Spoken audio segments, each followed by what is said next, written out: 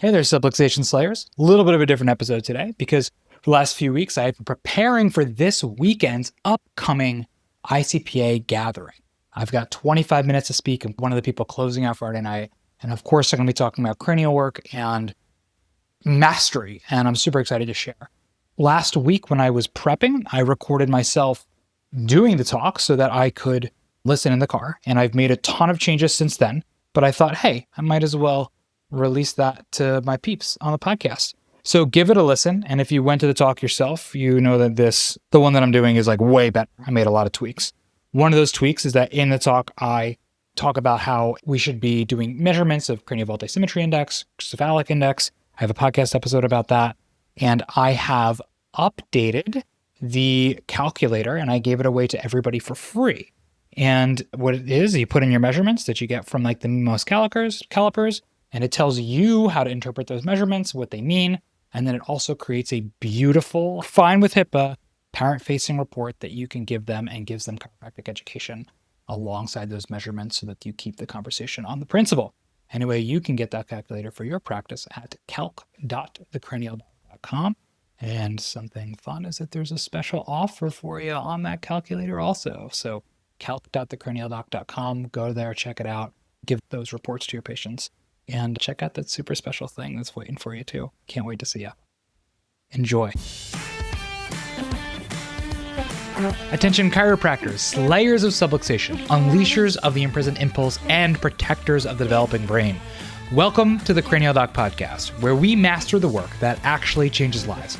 Craniopathy, nervous system-based care, and the business systems that let you scale without selling your soul.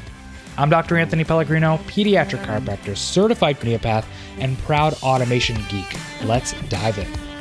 In the next 25 minutes, I am going to ruin good enough pediatric chiropractic for you. It's going to be a little bit uncomfortable, and my goal is that when you leave here today, you're never going to be okay with going back to good enough ever again. So every single one of us right now has somebody on our schedule who isn't getting better the way that we expected. We have adjusted them. We've scanned them. We've told the parents to give it time. And the kid maybe improved for like a few weeks or maybe a month. And then something stalled. The sleep maybe got a little bit better, but not the way we wanted. Behavior didn't change. And the parents are still waiting to see the change that they were expecting. And somewhere in the back of your head, you know something is being missed. Most of us have never looked deep enough at the physiology of that child's skull to actually find out why. And that's what the next 25 minutes are about. I'm not going to teach you a new technique today. I am not going to give you a pep talk about the power of chiropractic. I am here to show you what cranial subluxation actually does to airway function and to autonomic tone, and why that is beneath the case right now that is keeping you up at night. Now, when you see this, there's going to be two things that are going to happen, all right? And so first, you're going to understand exactly why these cases stall. And two, you're going to see exactly what it's going to take that's going to fix it. And I think that's worth 25 minutes. So let's start with what's not working. That kid we were just talking about, the one on your schedule, the case that's in your wheelhouse, right? You were excited to see in the first place, but it's just not moving the way that you thought. Maybe it started getting better, it was encouraging, but something came up, some stressor, and you're right back to ground zero, throw in the kitchen sink at it, and you can't move the needle. Parents start asking questions that you don't love answering. You find yourself making almost like excuses, like, why am I even doing this? You start questioning yourself. Did I miss something? Should I adjust them differently or just way more frequently? Less often? Should I refer out? And then the reflex kicks in. When we don't know what we don't know, our inclination always is to reach for something else. Because mastery is hard, and if you flip open your phone and look at every influence out there, what you'll know is that shortcuts are always for sale. So here's what reaching looks like. And tell me if you recognize these in yourself.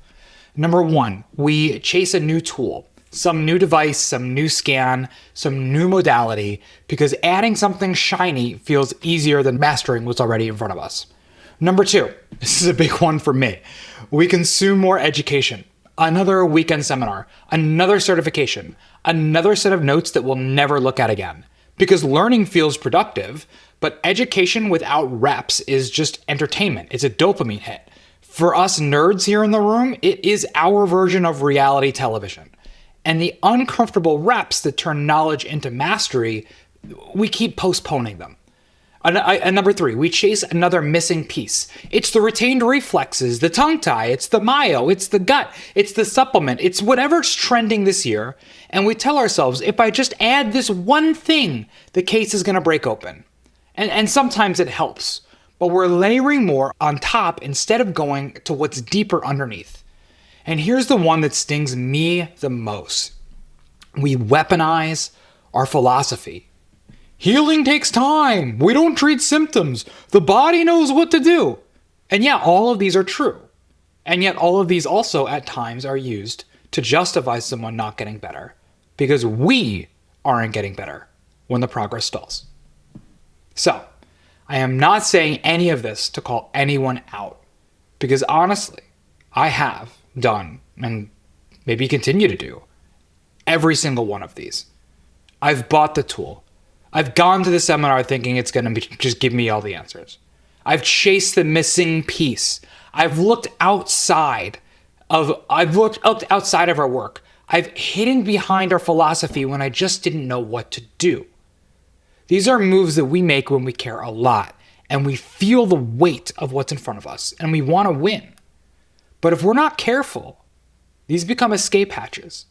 They become ways to feel like we're doing something without doing a thing that actually matters. And I truly believe that they steal from your greatness. So let me be clear, first off, right? Collaboration, of course, matters. Referrals matter. Continuing education matters. None of that is the problem. The problem is that when doing all of those different things become a substitution for mastery, when we think going wide is better than going deep. The kid in front of you does not need you to become an expert in everybody else's lane. They don't need you to become an expert in what an ENT would do. They don't need you to become an expert in what a speech and language pathologist would do. They certainly don't need you to become an expert in what a craniosacral therapist would do. They need you to become undeniable, irrefutable in what you can do. Hard cases don't need a new tool. They need a deeper doctor. And listen, I'm not judging that because like I said, I've done it. Well, once we see what's underneath, we can't unsee it.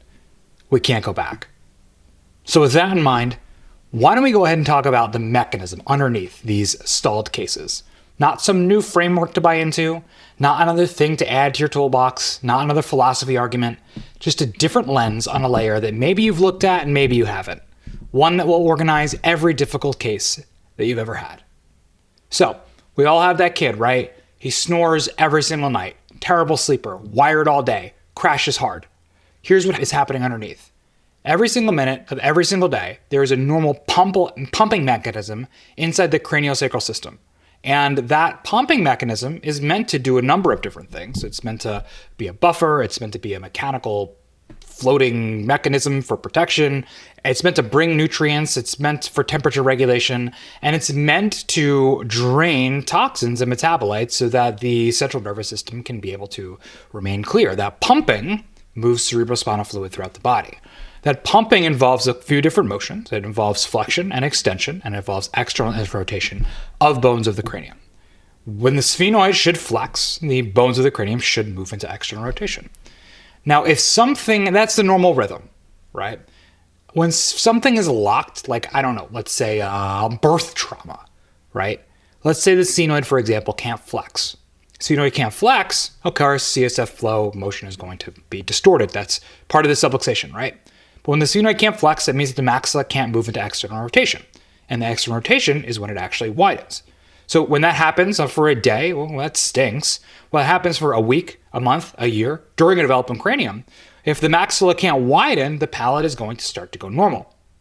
And this is, go narrow. And this is something that's really important because there's this chicken or the egg question that I think gets answered backwards a lot of the time. People look at the tongue dropping and say that the tongue is driving a palate problem. And yes, the tongue resting on the roof of the mouth, especially in adults, is one of the things that actually keeps the palate wide. But in children, the movement of the maxilla, while the tongue supports that, it's the expansion of the cranial vault that actually draws the maxilla to go wide. The tongue supports that. But chicken or the egg, it doesn't matter. We're just entering the picture and knowing that there is a problem. See, the problem is that when the palate goes narrow, now the tongue has nowhere to rest. So the body will compensate. The head will come forward, the tongue will drop, and breathing shifts out of the nose to the mouth and chest. Now, what does that do to the nervous system? Mouth breathing starts. They're going to blow off carbon dioxide. When we blow off carbon dioxide, the blood pH shifts. Cerebral vessels constrict. Less blood flow to the cortex. Less oxygen delivered. At the same time, mouth breathing bypasses the nasal cavities entirely. Bypassing nasal cavities means that there's no nasal nitric oxide production. No nasal nitric oxide production means less vasodilation, which means less oxygen intake, which means more inflammation. The brainstem reads all of this as a low-grade threat signal. Well, why? Well, the nervous system's primary goal isn't to just adapt to stress, but it's to keep the body alive. So if at night or during the day, the brain thinks, hey, I'm going to lose oxygen and, die, I am not going to let the body go into deep sleep. I'm going to create every single compensation mechanism that I possibly can to keep this person alive, because that is my single freaking goal, right? Epinephrine, high muscle tone, low vagal control, hyperarousal becomes the baseline. And we just go and say, oh, this kid's a bad sleeper. This kid's nervous system is stuck in survival mode because the airway is structurally compromised by cranial subluxation. And it was the sphenoid, it was the occiput, the sphenobasilar, that in this case was the first domino. So let's talk about what happens when nobody corrects this. We're going to walk through this presentation, and I'm not going to talk to you about 4 different kids. We're going to talk about how one cranial pattern shows up across a lifetime, and maybe in a different lens that you've thought about it. 8-week baby comes to your practice, they're colicky. Can't lay flat without screaming, they're pulling off the breast. Gag reflex is firing constantly. They won't settle unless held upright. The parents, of course, are told they'll grow out of it, yet they're in your office because their gut is telling you that there's something else there. So let's just take a minute and just talk about this, right? Like the gag reflex is not random fussiness. It is the glossopharyngeal nerve that is being irritated for a structural reason. Because the nerve is being irritated, it is being irritated because the brain is being irritated in such a way that goes to the brainstem, and the brainstem is receiving a response that says, wow, this irritation is telling me that there is something that's going on that is going to cause my human to choke and die. So there is a vagal response that is there to push everything out and protect the airway. The body is doing exactly what it's designed to do. It is trying to keep the airway open so that our human being doesn't die. The gag reflex isn't a behavioral problem. It's not something to just go there and rub and sensitize. It is a structural problem that is presenting as a behavioral challenge in this child. So throughout the case of care, somebody looks at the tongue and it looks restricted. So they refer out to revision. No functional evaluation. They just saw the frenulum and referred. Now, here's another soapbox moment for this. Most of us were taught, or I guess we weren't even taught, but most of us do just evaluate the tongue tie by looking at the appearance of the frenulum. We're just told to look at posterior, middle, or anterior, and then we debate about if a posterior is really a tie, if a middle is a thing, or if there's an anterior. Now, or if it's an anterior, we have to refer for it, right? And we all debate what is the actual appropriate thing. So I think that one of the most validated assessments out there, which is the Hazelbaker assessment, which is made by an IBCLC MPhD, not a chiropractor, very important here, right? It actually talks about how the appearance of the frenulum is one of the least important things that anyone should be looking at. It's one of the least important. And in fact, the position of the frenulum is only one of 5 points on the appearance, and appearance is weighted nowhere near function. Function is really the only thing that matters. Function, the poor function with good appearance is a problem. Bad appearance with good function is not a problem. Now, there's 7-point functional evaluation and 5 points of fear evaluation. If we are making referrals based on where the frenulum is attached, we are absolutely sending kids to be revised who should not be. And we're absolutely missing kids who should. See, nobody asks the real question as well, right? Is the tongue restricted because of the actual tissue or because of the cranial subluxation pattern that's underneath? Here's the important thing too. When you look at the Hazelbaker, it is actually built in. So she refers to this thing as such as faux ties when there is a poor appearance and decent function. And says that in these cases, even though the tongue is dysfunctional, it is something that is absolutely not a case for revision, but in her words, is a case for body work, which, I think that maybe we should know that and own that. See, almost nobody uses this because it's hard. But when function is fine and appearance looks off, the answer is not surgery. It is addressing the structure underneath. But see, now our conversation never happens because no one is actually looking at the cranium. So maybe they revise the tie. Maybe symptoms settle. Maybe they don't. Maybe the parents are happy with it. Maybe they're not. But what happens is everyone moves on. But the subluxation is still there. 2 years old, same kid.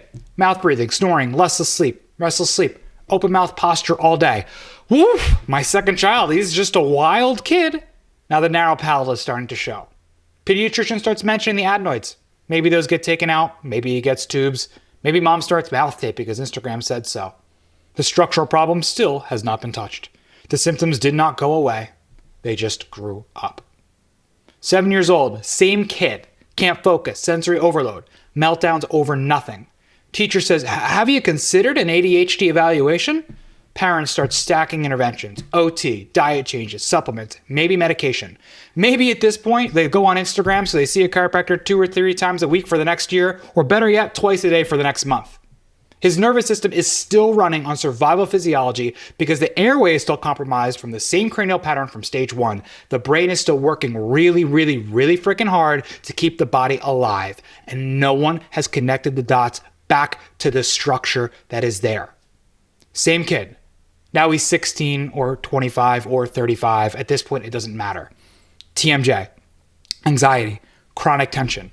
I've been seeing the chiropractor 3 days a week for 2 years. It's the only way that I can get through the week. If I missed an adjustment, man, boy, do I feel it. The jaw is splinting to stabilize a cranial base that was never corrected. The forward head posture is a compensation.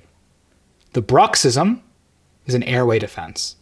It is the evolution of the same gag reflex that they had since they were 8 weeks old. They're 35 years old, managing symptoms that started when they were a baby, and no one had the depth to look at it.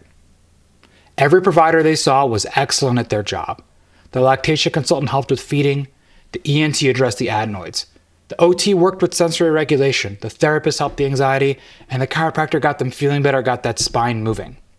Nobody identified the cranial subluxation that was driving the entire cascade. So the pattern didn't resolve. It just grew into the next version of itself. And if we can't find what's underneath, we will keep chasing what's on top. These were not 4 different kids. This was one case at different ages, with different presentations, with different providers, with the same pattern driving airway load and autonomic stress every single step of the way. Now, when we see it this way, we can stop chasing symptoms. We can start asking one questions. What is causing this? And is it my lane? And if the answer is yes, our job is to correct it, recheck what changes, and track the trajectory. There are many professions that work with the tongue, the mouth, and the cranium. Most of them are managing from the outside in.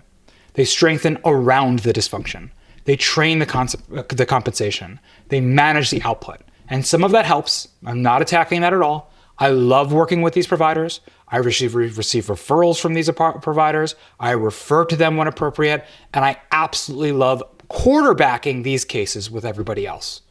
But they do not correct the root cause. They teach the body to survive. We are the only profession that is trained to identify and correct subluxation. And we are the only profession that can possibly identify and correct cranial subluxation. Not manage it, not refer it, not work around it, not pretend that the nervous system stops below it to correct it. The lactation consultant you work with is amazing. She can't do this. The RSLP, great with tongue function, can't do this. Your ENT, great surgeon, can't do this. The dentist, super good at widening the palate, cannot do this. Your craniosacral therapist, help with nervous system tone and releasing the fascia, but they still cannot do this. This is ours. So if this is real, if cranial subluxation actually drives airway load and autonomic stress, then it should be visible, right? It should be correctable, and it should be recheckable in your hands. And not just the 90-second post-adjustment check of my indicator's clear. I mean, that is quality control. That's what we expect. I'm talking about the changes over 8 to 16 weeks when we stop chasing symptoms and start correcting the structure beneath of them. All of this is recheckable. Easiest is at the infant stage, where we should be tracking actual changes in cranial vault asymmetry index and cephalic index. These are measurable numbers that tell you if the structure is actually shifting. You should be seeing palate restrictions reduce and tongue function scores improve. You shouldn't be guessing. You shouldn't be basing your care on if the symptoms improved. We should be proving it with reproduced evaluation at every single recheck. But what are the parents going to notice? End of the day, they want to see the numbers change, but they're going to be able to see that the kid looks different. The midline starts showing up. Less open mouth posture, less facial tension, better jaw symmetry, palate changes, head shape changes. We can measure the CVA and cephalic index.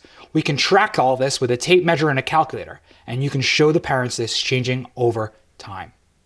Parents don't say, just right off that, oh my gosh, his sleep is better. They say he looks different. The mouth is closed at night. The sleep is getting deeper and less chaotic. The snoring fades. The night waking drops. They wake up less wired. And the system can stop bracing constantly just to keep us breathing, just to keep us alive. Do this for long enough, let those pathways in the brain rewire, we'll see meltdowns calm down, sensory load becoming tolerable, and tension improving. We get developmental bursts that used to feel random because the nervous system finally has the bandwidth to heal. And I want to be clear about what is producing these changes, right? Not a general release, not just helping it move a little bit better. This is a specific subluxation pattern that happened in a specific direction, which requires a specific vector, a specific force at a specific time. That is what correction means. That is what produces trajectory change. And that is why mastery matters. So now you've seen the mechanism. You've seen what can happen when we correct the root cause, which means that you have a decision in front of you. If you're in this room, you already care more than most. You're here. You show up. You invest. You're doing real work with these kids. What I'm asking you to consider is that there is a depth available to you that changes everything. It is not about starting over. It's about getting deeper into what's already yours. But caring and mastery are two very different things. Caring is what got you into this room. Mastery is what the kid in front of you actually needs. You can call a case complex, or you can call it unmastered. Before today, you used to look at these cases and think, I'm doing the best with what I know. And that was true. It was enough to keep us going. It allows us to look everywhere, find every little tool, refer to every other provider, and try to bring other stuff into our office. But now you've seen it. You've seen the mechanism. You know it changes when it's corrected. Neutrality is gone. Pretending it isn't there is no longer an option. If we don't master this, there will be three things that happen. First, and most importantly, the kids. They're going to keep cycling through providers. They're going to keep getting managed. They're going to keep growing up inside the same pattern that started 8 weeks. Everybody along did their best. Nobody identified the structure underneath. Second, other professions are going to claim the lane that should be ours. They will happily keep building scaffolding around this problem. If we don't master the foundation, we will watch our lane get rebranded and sold back to our patients by people who cannot do what we do. And third, and the saddest of all, we delude ourselves. When we keep adding tools and modalities instead of taking the time to master what's ours, we blur our own message. We make it harder for the public to understand what makes chiropractic irreplaceable. The answer is not more things, it is deeper skill in the one thing that only we can do. I know that this is heavy, and honestly, it's supposed to be. And I know sometimes looking at it, the gap between where we are now and mastery can feel enormous. It's supposed to. That's what the beginning of something real feels like. You don't have to have it figured out by the time you leave this room. You just have to decide that the next phase of your career points in this direction. Because once you decide that, the path shows up. This isn't extra work. It is our work. So, here's what changes Monday morning. First, we're going to stop calling these kids complex, and we're going to stop looking for answers outside of our office. We're going to stop hiding behind our philosophy when we're not getting the results that we now know are achievable. We are going to start actively looking for cranial subluxation patterns, specific subluxations in a specific direction that require a specific vector with a specific force at a specific time to correct. And we're going to do that. We're going to start tracking how that correction impacts airway, cranial mechanics, and autonomic tone. We are the one profession that can look at all three of these pieces together. So let's start looking. Stop collecting more things. Pick a path to mastery. Decide, I hope, that the next phase of your career is going to be cranial and craniocervical subluxation. Reps, feedback, refinement. Reps, feedback, refinement. Reps, feedback, refinement. Not novelty. Reps, feedback, refinement. And ask yourself this: can someone outside of chiropractic learn what I'm doing?